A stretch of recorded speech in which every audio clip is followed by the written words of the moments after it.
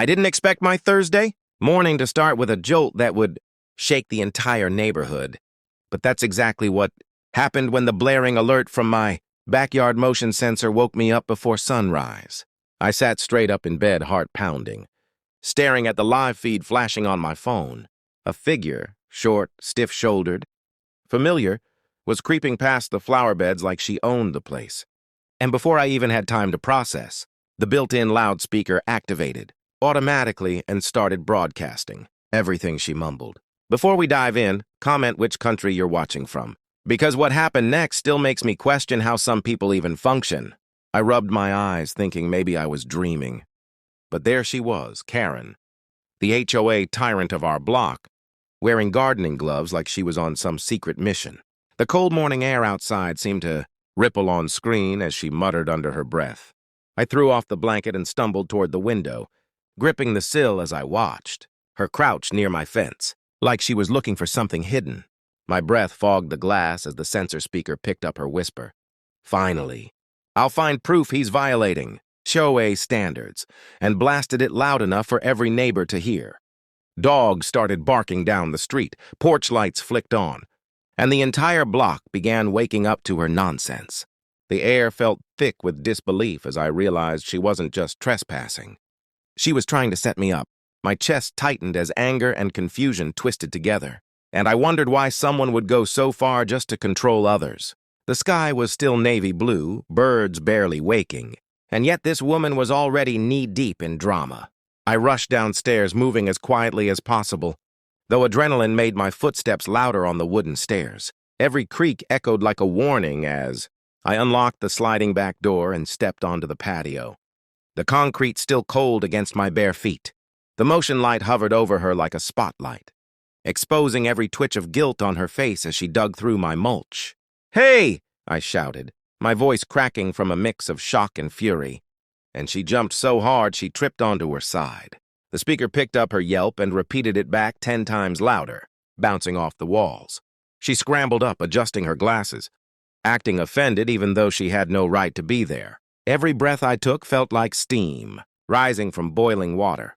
Karen pointed, a shaky finger at me as if I was the intruder, her voice trembling between outrage and embarrassment. "You're violating HOA landscaping rules and I'm documenting it," she snapped, even though she held no clipboard, no phone, nothing resembling proper documentation. The sensor speaker amplified her shaky voice, echoing across the block and pulling even more neighbors out of their homes. I felt dozens of unseen eyes peering through blinds. The air smelled like damp grass and cold metal from the sensor pole, and every sound seemed sharpened by tension. I took a slow step closer, trying to keep my voice calm despite the fire in my veins.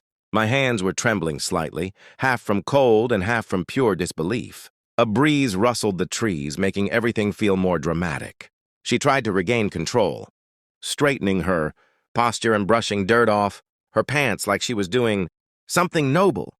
"Someone reported your yard was out of compliance," she claimed, but her eyes darted nervously toward my camera mounted above the shed. The lens glowed red, recording every second, making her even more uneasy. She knew she was caught, and yet her pride wouldn't let her back down.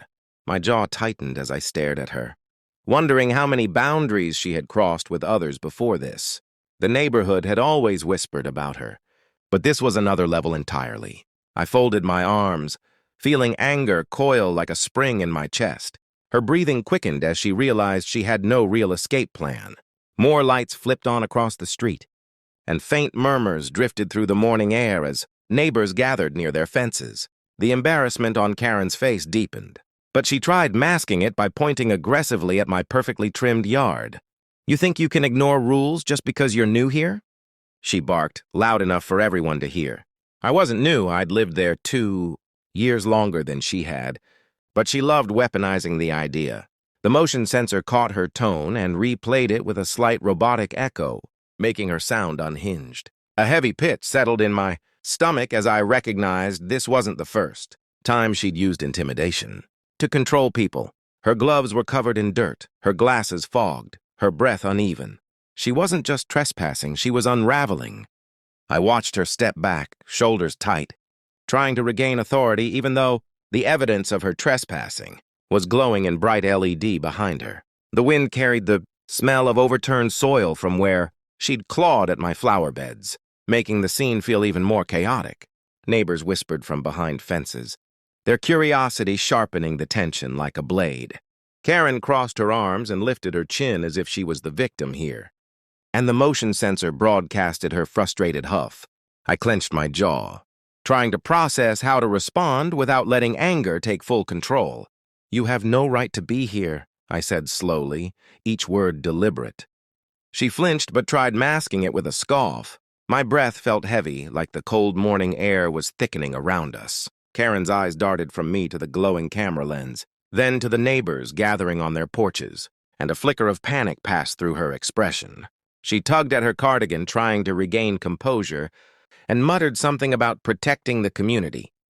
The speaker caught it and echoed her words, making her sound unbelievably dramatic. A couple across the street exchanged confused looks, clearly tired of her antics.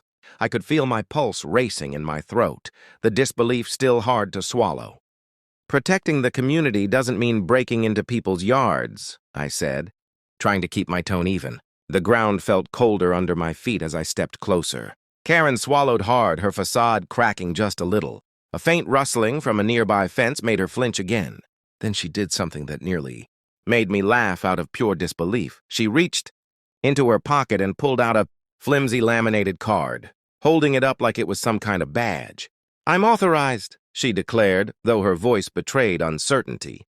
The motion sensor replayed her shaky statement, making it sound even more ridiculous. A kid from next door whispered loudly, "That's not even real," and his mom tried to quietly shush him. Karen's cheeks flushed red as she waved the card furiously, its plastic surface catching the motion light awkwardly. I stared at it, trying to understand how she expected anyone to take it seriously. It wasn't a badge. It looked like something printed from an old home computer. I took a deep breath, feeling a mix of anger and pity. The whole scene felt surreal. I stepped closer, stopping only a few feet away from her as the cold air breezed across my arms. "That's not an HOA badge," I said firmly. Karen's lip twitched, and she shoved the card back into her pocket as if hiding it would erase the lie. The neighbors murmured louder now, their patience wearing thin. She glanced around, realizing everyone had heard her attempted bluff. Well, I didn't need it," she stammered. The motion sensor repeated every stutter, each one echoing embarrassingly loud. She wrapped her arms around herself like she was shielding from the consequences instead of the cold. The wind rattled the fence behind her, and she stiffened. Every second that passed made her lie crumble more visibly. She wasn't in control anymore, and she knew it. Karen suddenly lunged toward my shed, pointing frantically at a harmless box of gardening supplies stacked neatly by the wall. That's not allowed," she yelled, her voice cracking. The motion sensor picked up the shouting instantly and turned it into a broadcasted screech that startled half the neighborhood. Someone gasped. Someone laughed under their breath. A man stepped out of his doorway with a cup of coffee, shaking his head like this was the kind of entertainment he didn't want but had grown used to. I felt my nostrils flare as frustration surged. "That's a storage bin," I said calmly, even though my voice wanted to rise. Karen grabbed the edge of the bin like she planned to rip it open. The cold air thickened with tension. My heart hammered so hard I could hear it in my ears. She was spiraling and fast. I moved closer to stop her, but she jerked back, whipping around so quickly her glasses almost flew off her face. "Don't touch me! I'll call the authorities!" she screamed, pointing at me as if she hadn't just trespassed and tried to destroy my property. The motion speaker replayed her shrill threat across every yard, making newborns cry and dogs bark. A couple more neighbors stepped outside, drawn by the escalating chaos. Karen's breathing turned sharp and uneven, like she was struggling to steady herself. "Karen, you are the one breaking the law," I said, my voice low. Her eyes widened, like she hadn't expected those words to hit so hard. For a split second, she looked terrified. Real fear, not performative outrage. The morning sky grew lighter behind her, casting long shadows. Something in her expression shifted. Karen's panic bloomed into full-blown desperation as she backed toward the corner of my yard, her breath fogging in quick bursts. She wiped her forehead with her soil-stained glove, eyes darting from the camera to the neighbors to me. as if hoping someone, anyone, would rescue her from the hole she'd dug. The motion sensor caught the soft sound of her muttering, broadcasting her private panic to everyone listening. "This isn't how it's supposed to go," she whispered, and the robotic speaker repeated it, making the entire situation feel even more surreal. Neighbors leaned forward from their porches with the same curiosity people reserve for courtroom drama. My hands felt warm despite the cold morning, adrenaline pushing heat through my veins. Karen's foot nudged against a fallen branch, and she flinched like it had attacked her. She was losing control, completely. Then came the moment I'll never forget, the twist that changed everything. A neighbor I didn't recognize, a quiet middle-aged man who rarely stepped outside, walked through the gate holding a folder. His face was stern but calm, the kind of calm that carried authority. Karen froze when she saw him, the color draining from her cheeks. "Ma'am," he called out, voice deep and steady, "I'm the new acting HOA president, and you were removed from the board 3 weeks ago. You have no authority to enter anyone's property." The motion sensor repeated his words loudly, making them echo through the block like a verdict in a courtroom. Gasps rippled through the crowd. Someone muttered, "I knew it," and Karen's posture collapsed like a tower losing its foundation. My heartbeat steadied as truth finally cut through the chaos. She shook her head rapidly, refusing reality. But the man didn't flinch. Karen stepped backward, shaking uncontrollably. No, they can't replace me," she whispered, her voice trembling with disbelief. The sensor blared her whisper to every ear in the neighborhood. The new HOA president held up official documents, a termination notice, stamped and sealed, and neighbors leaned closer to see. I watched Karen's eyes widen as she recognized the signatures, the dates, the undeniable truth staring back at her. Her gloved hands trembled violently. "You were warned multiple times about overstepping authority," he continued, his tone stern but almost sympathetic. The cool morning wind blew through the yard, carrying the smell of dew and the faint tang of freshly disturbed soil. Karen took a shaky step toward him, but he held up a hand to stop her. "And trespassing," he added, "is a legal offense." The words hit her like a cold wave. Choked sound escaped her as she staggered back, desperate to regain some form of dignity. But the neighbors were no longer silent. Murmurs, whispers, even a few frustrated complaints swirled through the air. Everyone had a story about her. Everyone had been a victim of her self-appointed authority. The motion sensor caught snippets. "She threatened my kids. She tried to fine me for wind chimes. She inspected my backyard without permission," turning each complaint into a public broadcast. Karen covered her ears as though that would stop the truth from echoing. Her breathing quickened, turning erratic.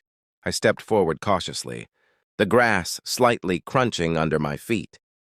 "You crossed the line," I said softly, not out of anger but out of exhausted honesty. Karen looked at me with wide, watery eyes. Her reign over the neighborhood was officially crumbling. Police, sirens approached in the distance, and Karen's face twisted with dread, as she realized someone must have called them, probably more than one person, judging by how fed up everyone looked. The sound grew louder, slicing through the cool morning air like a warning. Neighbors stepped aside as the patrol car pulled up near my driveway. 2 officers got out, their uniforms crisp, their expressions focused. Karen's knees seemed to buckle as she backed farther into the corner of my yard. "Ma'am, we received multiple calls about trespassing and disturbance," one officer said, stepping closer. The sensor replayed every word with unsettling clarity. Karen tried to speak, but her voice kept catching, stumbling, collapsing under the weight of the situation. The officer held up a hand gently. "We'll talk, but you need to come with us." The air felt still, waiting. They guided her out of my yard as she kept trembling, her eyes unfocused. Neighbors watched in silence, some relieved, some frustrated, some simply exhausted. The new HOA president handed a statement to the officers, detailing months of misconduct. The motion light finally dimmed as the sun climbed higher, softening the harsh shadows. My breath finally settled after what felt like an eternity of adrenaline. The officers placed Karen in the patrol car, and for the first time she didn't argue. She just stared ahead, silent, defeated, overwhelmed. The car drove away slowly, turning the corner. People looked at me with nods of support. some offering sympathetic smiles. The morning air felt different, lighter, clearer, quieter. I stood there, my yard finally mine again, the chaos fading behind me.